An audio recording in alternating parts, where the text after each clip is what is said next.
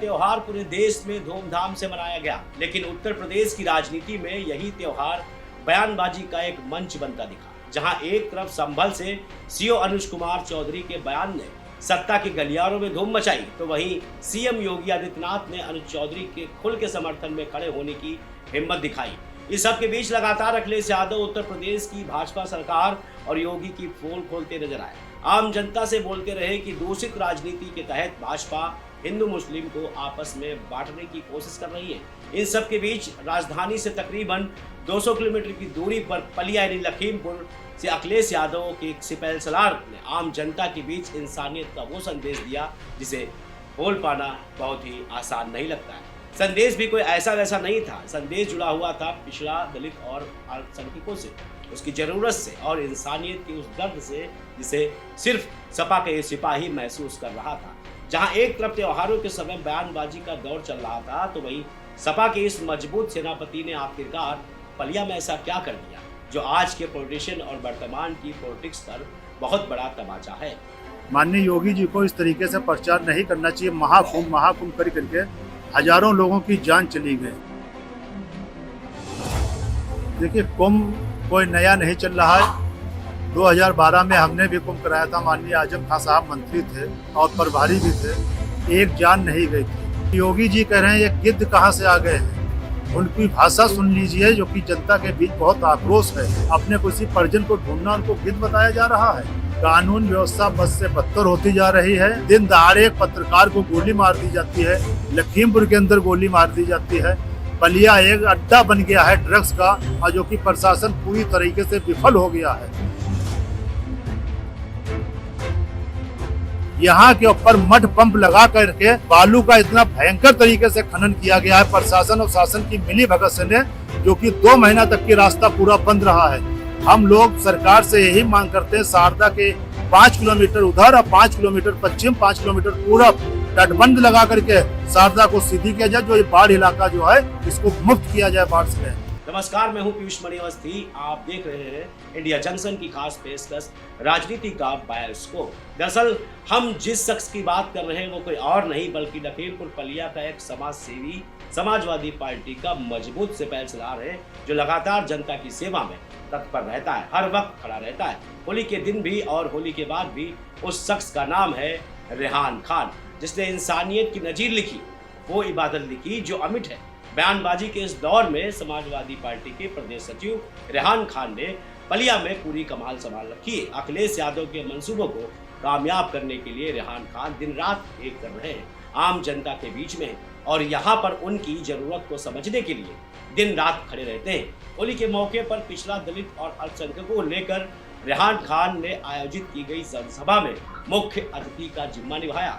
चरघा, सुमेरनगर, विशेनगर, भोला और सिमरी गांव में आयोजित हुए इस कार्यक्रम के विशेष अतिथि रहे डॉक्टर ए के अवस्थी और संचालन रीता सिंह ने किया। इस मौके पर फुरकान, श्याम बिहारी, श्री कृष्ण मौर्य, सुजेब खान और जावेद खान मौजूद रहे। इस कार्यक्रम में रेहान खान के नेतृत्व में दिव्यांग जरूरतमंदों को जहां तकरीबन 25 ट्राईसाइकिल का वितरण किया गया, तो वहीं महिलाओं और गांव की लड़कियों को 1-1 हजार साड़ी और सूट रेहान खान ने खुशी के साथ सौहार्दपूर्ण होली में देते हुए उनको बधाई भी दी।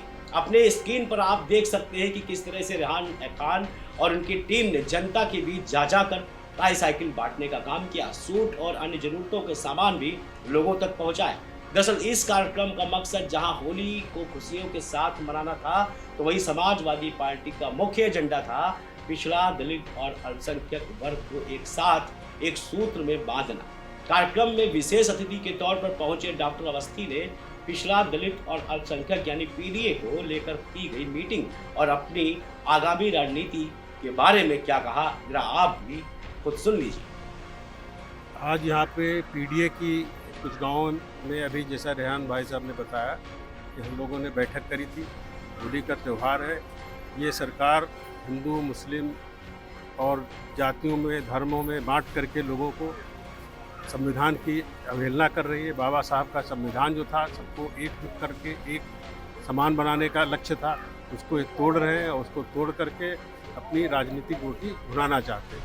तो हम लोग इसलिए मीटिंग किए हैं ये सब कि पीडीए के जो लोग हैं सब पिछड़ा, दलित और अल्पसंख्यक सब मिल करके त्यौहार को खुशी खुशी मनाएं, कोई आपस में वाद विवाद न करें और संविधान को बचाएं।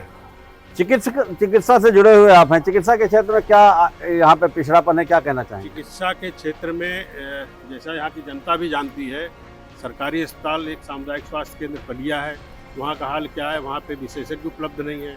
छोटी मोटी बीमारी जरा से भी कुछ हो जाए तुरंत उनको वहाँ बजाय इलाज करने के तुरंत बाहर रेफर कर दिया जाता है।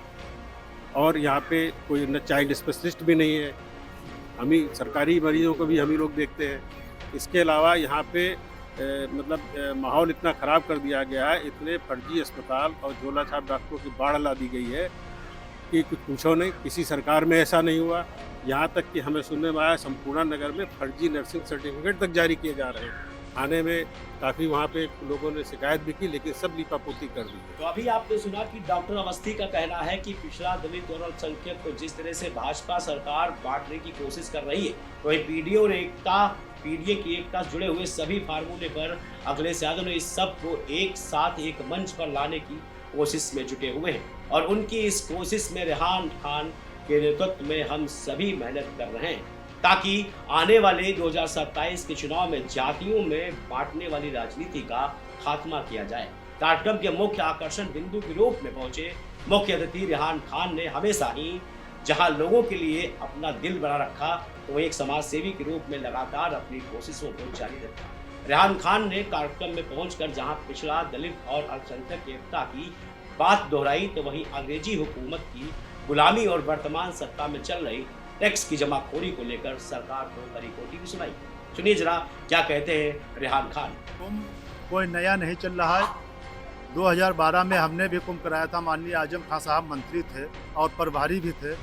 एक जान नहीं गई थी। कुंभ तो हर साल होता है, मगर भाजपा वाले उसका प्रचार करते हैं। माननीय योगी जी को इस तरीके से प्रचार नहीं करना चाहिए। महाकुंभ कर करके हजारों लोगों की जान चली गई, और जिनकी जान गई है उनके घर वाले, उनकी बेटियां पूछ रही मेरे पापा कहाँ हैं, अपने सर को ढूंढ रही हैं। मगर योगी जी कह रहे हैं ये गिद्ध कहाँ से आ गए हैं। उनकी भाषा सुन लीजिए, जो कि जनता के बीच बहुत आक्रोश है। योगी जी को ये भाषा आज नजर आ रही है। वो कह रहे गिद्ध लोग अपनी लाशें ढूंढ रहे हैं, अपने किसी परिजन को ढूंढना उनको गिद्ध बताया जा रहा है। और भारतीय जनता पार्टी की यही सोच रहेगी, ऐसे काम करेगी जनता के बीच में। अच्छा, कानून व्यवस्था पर क्या कहना चाहेंगे? कानून व्यवस्था बद से बदतर होती जा रही है। अभी आपने सीतापुर के हाईवे नेशनल पर देख लिया, मोहाली के अंदर दिन दहाड़े एक पत्रकार को गोली मार दी जाती है, लखीमपुर के अंदर गोली मार दी जाती है। बलिया एक अड्डा बन गया है ड्रग्स का, और जो कि प्रशासन पूरी तरीके से विफल हो गया है।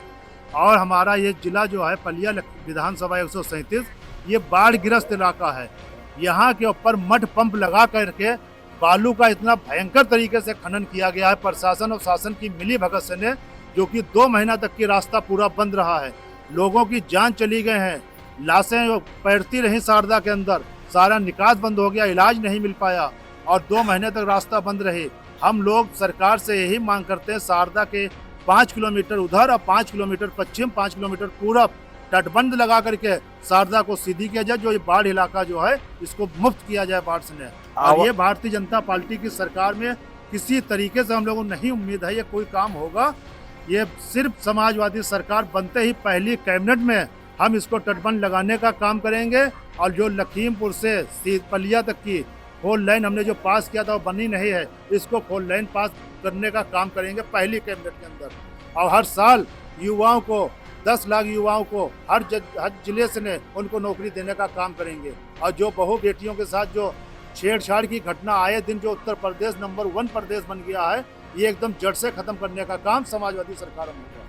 दरअसल भारतीय जनता पार्टी की उत्तर प्रदेश सरकार को लेकर तमाम सवाल आम जनता के बीच में उठ रहे हैं। जब तक महाकुंभ में हुई भगदड़ में हुए गुम लोगों का आंकड़ा समाजवादी पार्टी लगातार मांग रही है, एक के बाद एक सवाल कर रही है, लेकिन सरकार के पास इन सवालों का कोई जवाब नहीं है। ऐसे में 2027 में होने वाले विधानसभा चुनाव में भाजपा सरकार की पोल खोलने के उद्देश्य से अब समाजवादी पार्टी के तमाम मजबूत नेता आम जनता के बीच जमीनी हकीकत से रूबरू कराने में जुटे हुए हैं, जिनमें से एक नाम रेहान खान का भी आता है, जो लोगों के सिर चढ़कर बोल भी रहा है। जाति और धर्म से हटकर इंसानियत का पैगाम देने वाले रेहान की कोशिशें सिर्फ कार्यक्रम में पहुंचकर चीजों को बांटना ही नहीं, लोगों की खुशी तक में सीमित ही नहीं, बल्कि आम जनमानस में संदेश देने की कोशिश है कि समाजवादी पार्टी एकता यानी समाजवादी पार्टी एकजुटता के साथ आम जनता के साथ हमेशा खड़ी है। ऐसे में उन सियासतदानों के लिए एक बहुत बड़ा संदेश है जो राजनीति को जाति और धर्म के नाम पर बांटने की कोशिश करते हैं। समाजवादी पार्टी के प्रदेश सचिव रेहान खान की इन्हीं कोशिशों को आज जनपद लखीमपुर की जनता सलाम करती है। समाजवादी पार्टी के प्रदेश सचिव रेहान खान की कोशिशें आपको कैसी लगी, अपना फीडबैक हमें जरूर दीजिए। और सप्ताह के बायोस्कोप में हम फिर हाजिर होंगे किसी और शख्स की कहानी लेकर जो धर्म और जाति की राजनीति से अलग हटकर इंसानियत की नीति को सर्वोपरि मानता है, क्योंकि राष्ट्र हित ही है सर्वोपरि। जय हिंद, जय भारत। खबरों से जुड़े रहने के लिए सब्सक्राइब करें हमारा चैनल इंडिया जंक्शन।